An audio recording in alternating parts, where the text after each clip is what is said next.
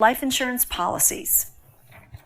We're going to start with term insurance, which is kind of the beginning of all types of life insurance policies. It was kind of the first attempt to write coverage. The simplest, purest form of insurance is term insurance. It's always going to be the cheapest.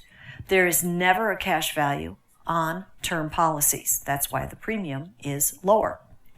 Annually renewable term. This is also sometimes referred to as yearly renewable term.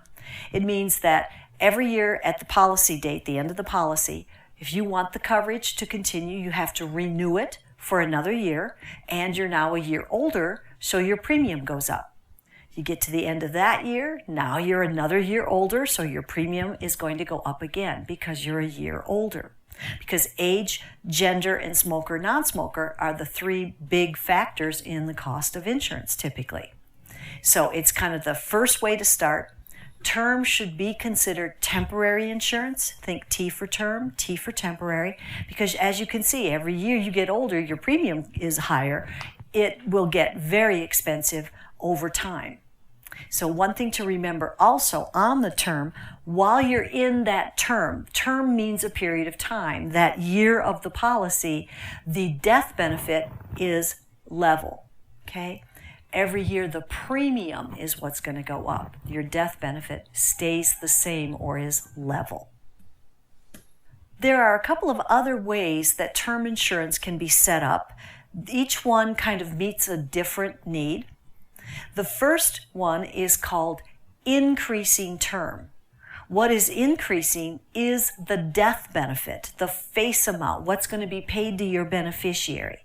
The premium is the same, but your death benefit is increasing.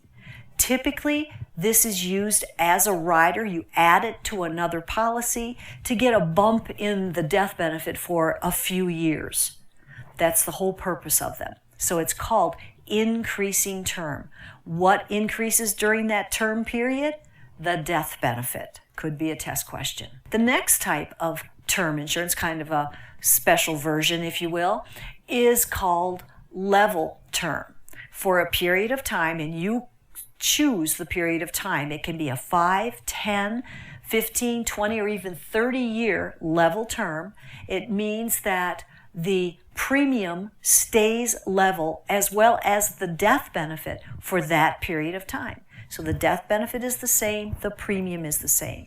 Let's say you do, it would be called a 10-year level premium. It's exactly that. The premium, instead of going up every year like stair steps, is going to be level for that period of time. 10 years, 20 years, 30 years. Also, the premium on this product stays level.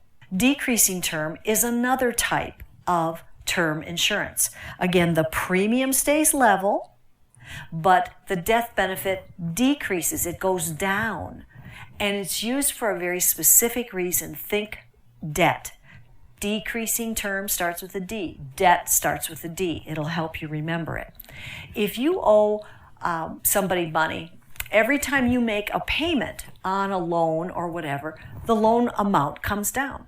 Well, decreasing term, the face amount, the death benefit of the policy exactly matches what you still owe on the loan.